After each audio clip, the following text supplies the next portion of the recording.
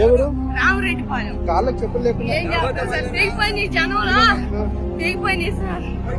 జగనన్న చూడాలని అభిమానంతో చెప్పుకోలేదు కలిసాం సార్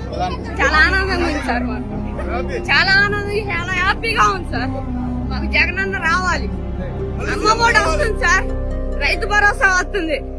మాకు జగనన్న రావాలి మాకు జగనన్న కావాలి జగనన్న రావాలి జై జగన్ జై జగన్